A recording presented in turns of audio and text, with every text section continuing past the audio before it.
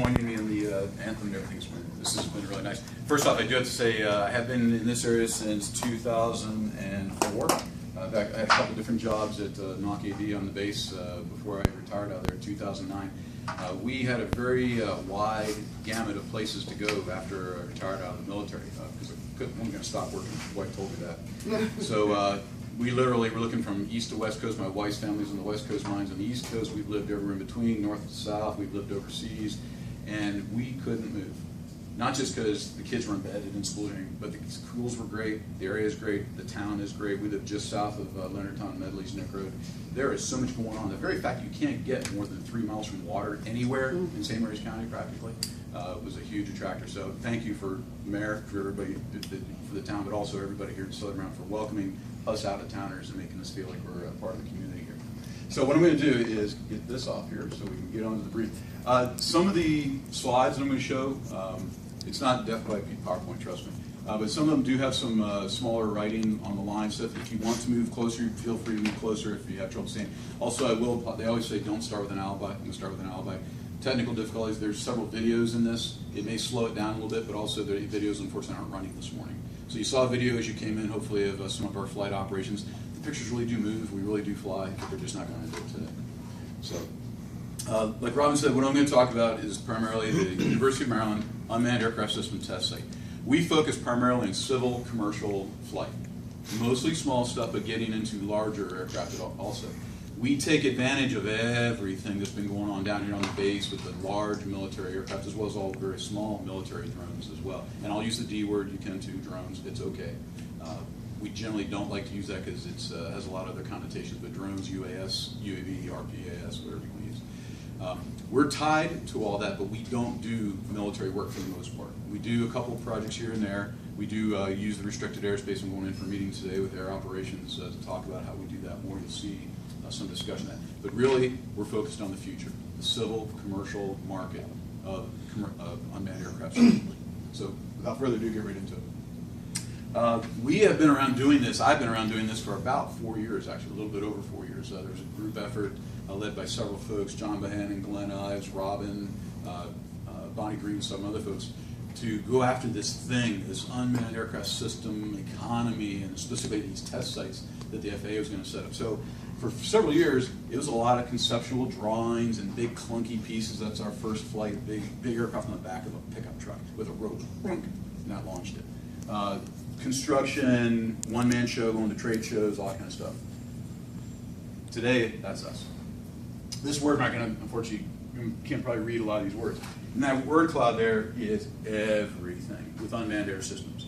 It's commercial, civil, military, large, small, research, FAA, courts, legislation, hobbyists, you name it, it's all mixed in. We get calls literally every day from all those kinds of people. We've written legislation up in Annapolis with senators that got passed. We've also testified against other legislation. Not against, not in support of. So we get involved in that. Unfortunately, the pictures are moving. That's what we do. We fly. That's our mission for the University of Maryland, working with all of our customers who we'll talk about. We fly stuff. We get involved in all that other stuff, but what we really do and why we exist is to fly research, primarily on the civil commercial focus. Here we go. So, we talked earlier about the FAA test site program. The FAA awarded 6 test sites around the country, operationally, geographically, meteorologically, politically, dispersed around the country. We made a deal behind the scenes that if working with Virginia and New Jersey, there's 2 separate proposals going in. Behind the scenes, we said if one of us wins, either the Virginia or the Maryland proposal, we'll all come together as 3. That's what happened. Virginia Tech got selected out of the 26 proposals. We came together as a 3-state. We had told the FAA ahead of time that's what we would do. We made it really easy for them to make that selection. So we are part of the Mid-Atlantic Aviation Partnership. Virginia Tech led, but it's Virginia, Maryland, and New Jersey. Through the little shapes and circles and trapezoids and everything, we bring a lot to the table. By far and away, we are the busiest test site. The 3-state test site of the Mid-Atlantic Aviation Partnership, the MAP, is by far the busiest of the 6 test sites. 2 of the test sites are kind of on the ropes, Nevada and Texas.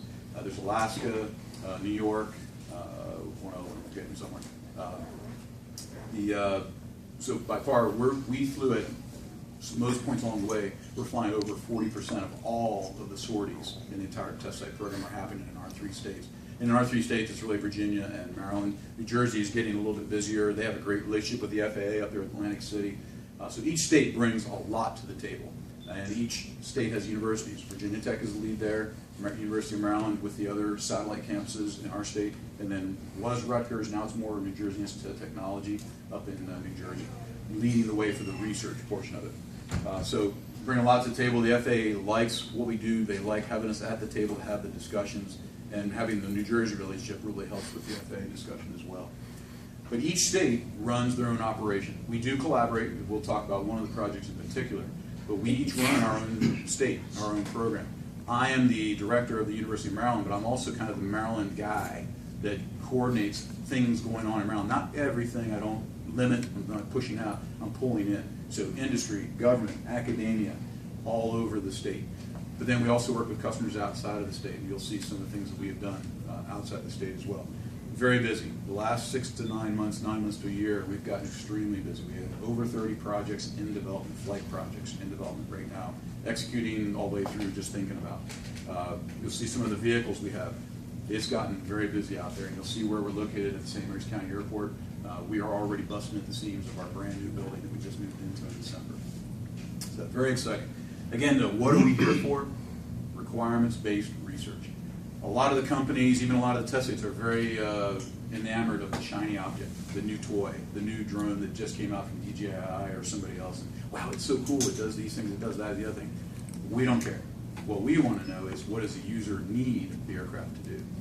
That's why we do user groups. We do agriculture, we've done public safety, law enforcement, medical. We do user groups, and we focus on, what do you need us to do for you, not what the aircraft can do. Because frankly, the aircraft will do what we tell it. Most of it is software dependent, some hardware dependent, some physical shape, some regulation dependent. But it really comes down to is the software. And I always tell the kids when I talk to them, mathematicians out there, you're the rock stars. Because the rock stars write the algorithms that drive the software. That's where the magic happens. The aircraft are cool. The magic is in the algorithms. They don't like to hear that, but oh well. So anyway, we focus on what do they needed to do, figure out what those requirements are, what are the challenges, what are the resources needed. We pull together that pickup team of research and then make a project out and go fly. We have a lot of equipment. I know you can't see the little words up here. 33 systems. The largest up there at the top left corner, the Talon 240G, we just took delivery of that recently. Started flying it last week. It's a 20-foot wingspan, 170 pounds, gas-powered vehicle. It is not a small UAS. For anybody familiar with the small UAS rules that came out last week, 2 weeks ago, this is not it. It's a big airplane. We fly it up around 3,000 feet normally out of Crisfield, kind of keep it away from everything until we get used to it. We can take it up to 10,000 feet. It has an endurance up to about 12 hours. It's great for disaster response, things like that, eyes in the sky. All the way through down through commercial systems, little DJI Phantoms, Inspires, the stuff you see at Radio Shack. We also have some military small vehicles, the Dragon Eye, the Raven, and the Wasp. We got those surplus literally in the bags. We had to shake the sand out of them, and there's no insects, luckily for us. But shook the sand out of them, and they just gave them to us because they're surplus from overseas. We're playing with them. One of the projects you'll see up here was an intern project that took one of the systems and did some cool stuff. We also have access to other people's systems, so military systems, other companies that have systems that we don't own. We make those deals, figure out how to get them into our system to be able to fly them, and then fly them under our flight authorizations. This is where we are now. Brand new 12,000-foot research hangar at St. Mary's County Airport. Like I said, we're already starting to bust at the seams. It's a great facility, 3 research bays. We have 1, maybe 2. One's available for lease for research teams. A great location at the airport. We tend not to fly at the airport because there's manned aircraft there. So we tend not to fly a lot there, but we can, we have. One of the areas we fly is actually Jamie Raley's farm, about 20 miles northwest of the airport. It's a great location. He's a great partner with us for a lot of reasons. So great places for that. So aerospace, really quickly. And this is an aviation chart. If you're not an aviator, it's going to go, we're here at St. Mary's County Airport, the research hangar. The Pax River, Webster Field, the outlying field where a lot of the drones, especially small drone activity, happens for the military. And this is restricted airspace, which for most people is a bad thing. For us, it's a good thing because we have the agreements and the relations to be able to use that airspace for projects that require us. The FAA, frankly, wants us to fly everywhere else because they want to start seeing us integrate with the airspace of everybody else. So that's what we do. One of the reasons we're down here, besides all the great partnerships and location, College Park is up here at UMD. This is the flight restriction zone around Washington, D.C. You cannot fly any unmanned aircraft in that space. So College Park, unfortunately, can't fly anything at their own campus. We actually put in for special authorization at the campus, half-pound vehicles, 100 feet away, 100 feet high, and we got turned down by the Secret Service. They control the flight restrictions. So it looks complicated, it looks crowded. For us, it's not. We know where to operate, and the FAA actually likes that we're located here. It also drives a lot of our customers because we're next to DC. We're the only test site that's right there. In fact, we get referrals from Virginia Tech because they're in Blacksburg, just because of that distance issue. Talked about partnerships with the Navy. I came out of the base, my director of operations, Tony Pucciarella, also came off the base, so we have those relationships. We've been working them for the last 4 years to figure out how do we work inside restricted airspace with the military aircraft, be separated at altitudes, all those kind of things. So we're there now. We've started flying in there when it needs it, which most of the time we don't need that airspace, but it's nice to have it if we do. So we also worked an airworthiness process. It's the only civilian unmanned aircraft system airworthiness process in the United States. The FAA likes it, the Navy likes it. We actually use it as our criteria to get into the ranges. We don't have to go through the Navy airworthiness office, which if you're familiar with that, it's a multi-year process to do that. Very expensive. We're also working the contracts, which I know anybody appreciates contracting. It's not easy. So we have contracts in place now, blanket task order contracts. We can drop task orders in 2 weeks and go fly. So working with the Navy has been great. So unfortunately, the videos are not going to play, but that is Jamie Riley's farm in the bottom right. Talk about some of the research projects that were done. Good. Agriculture, aquaculture. We've done several projects in the agriculture area. We started doing some in the aquaculture, looking at grasses, things like that. We had a project at one time that was building up to look at the Menhaden schools in the bay, working with the protein company and some other fisheries folks. This is one of the areas that everybody says it's going to be the big industry. It will be someday. It makes a huge difference in productivity to be able to use unmanned aircraft, especially when you start linking them to unmanned tractors and unmanned planters and pesticide applications, things like that. Precision agriculture.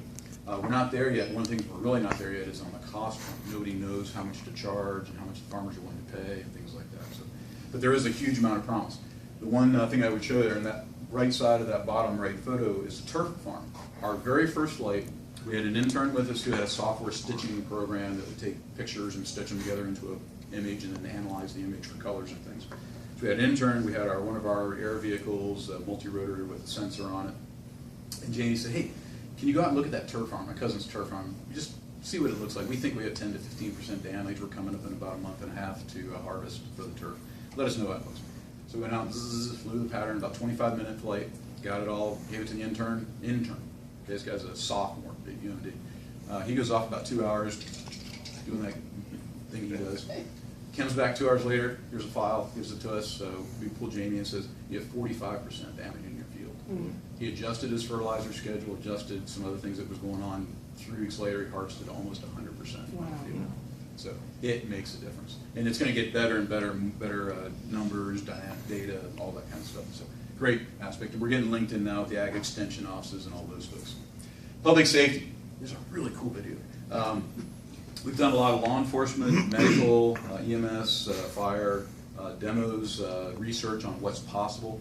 One of the things we did was a self-inflating life preserver drop, which is actually what you see kind of in those pictures there. Great demonstration of capability. This is another one where nobody really knows how much people are willing to pay as a business to run this, but it's a great utilization of the asset. We have a demonstration coming up with all 3 counties and state folks on accident reconstruction and tracking of assets. RFID, if you're familiar with that, it's tracking people, aircraft, things on the ground using the radio frequency tracking systems and using unmanned aircraft as part of that. So just a huge amount of stuff going on. We, working with the state, working with MEMA, and now working with FEMA as well, are getting UAS written into all the state plans. So the state search and rescue plan, things like that, disaster response. We've been on standby when hurricanes have headed towards Maryland to go fly afterwards to help people see where the roads are, clogged up, power lines down, people on roofs, all that kind of stuff. Airport intrusion detection, nice way of saying counter UAS. One of the areas that we focus on is counter UAS, because if you have it, somebody's going to use it bad.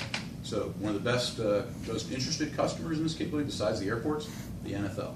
The NFL is actually absolutely paranoid that somebody's going to fly into a stadium with a small drone with a packet underneath it with the white powder. They're just paranoid about that. So they are very interested in this. But we went up to Atlantic City, talked about that state thing and everything. first legal UAS flight in the Class Charlie airspace, which is busy airport airspace. We went up there, flew a project. We also worked with a research fire truck, showing what you could use a UAS for eyes in the sky in airport response to an emergency, fire, crash, something like that. Don't go in January though. January in New Jersey is not good. Researcher grants. We are getting written in. Okay. So we're getting written into research grants with researchers. They're the prime. We're just a support asset for them. The first one we did was down in Belize. They wanted to look at Swidden, slash and burn agriculture. These fancy words. Anthropology project down there. One of our guys went down, hiked up into the mountains, took a system with them, and everything, mapped out 100 acres of rainforest, and they got all kinds of great data. It's a 5-year project. So all those kinds of things. We are in the engineering school under the aerospace department, but we work with everybody up at College Park and other places. NASA UDOM's Unmanned Aircraft System Traffic Management, that's really getting into the integration. This is the project we did with all the states, in fact all 6 test sites, 22 aircraft around the country airborne, all visible in one system. The next steps will be how do you manage that traffic, how do you predict where the traffic is going to be, prevent issues, things like that. Great project of showing that collaborative capability. This one, again, you don't see the video. We do work with other academic, GW and the Naval Academy, looking at air rake turbines. They had a vehicle that is custom created. It's a flying Cuisinart. It's about this big around. Has 16 propellers. Well, just a beast. That's the only one that has sound too. But so we work with a lot of other schools, not just University of Maryland, not just University System of Maryland folks, to do research, private, government, you name it. We work across the gamut. And then this one just happened 2 weeks ago.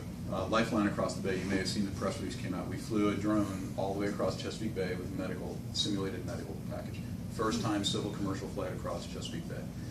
So seemed simple, seemed easy. It wasn't as easy as we thought it was going to be, but we did it, and it was a good demonstration of capability, working with the hospitals, working with the EMS folks, working with the FAA on how do we do this, also the base, everything. So it was seemed like a small little encapsulated demo, but it actually proved a lot.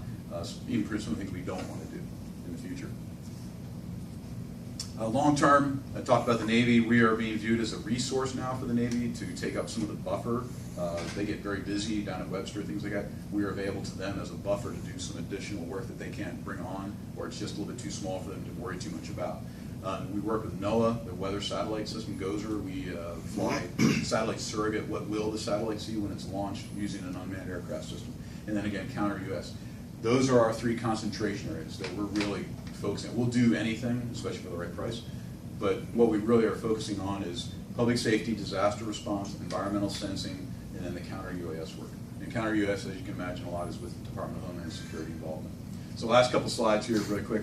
We are part of this ecosystem.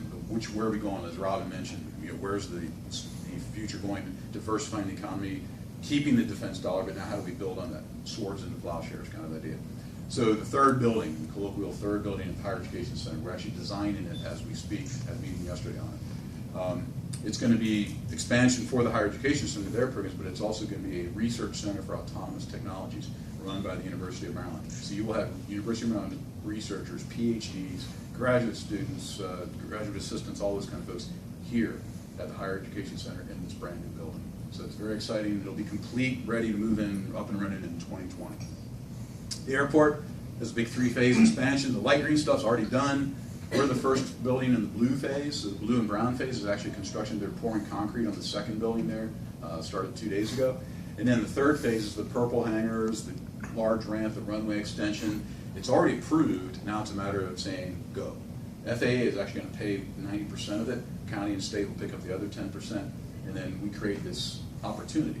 And as you can see by the green check marks, most of it is already underway. We just have to get that last bit, that phase 3, that'll enable this, Aero Maryland. And you may have seen a press release, and it's very early in its lifetime and its existence, but it's how do we take everything we do, keep it, make it better, get more of it, get more of that defense dollar spent here in St. Mary's County and here in the state, instead of sending it all over the country to the original equipment manufacturers, the bigs, Boeings, people like that. Keep it here in the state, but also now go into the civil commercial realm, do more aircraft remanufacturing, maintenance work at the airport, all that kind of stuff. How do we focus it? That's how we focus it. Navy Alliance has taken the lead on it, Southern Maryland Navy Alliance, but there's involvement from everybody. We formed the foundation board, ready to keep moving this forward. The governor's interested, the legislature's interested, everybody's saying the right things, and now it's ready to move out on.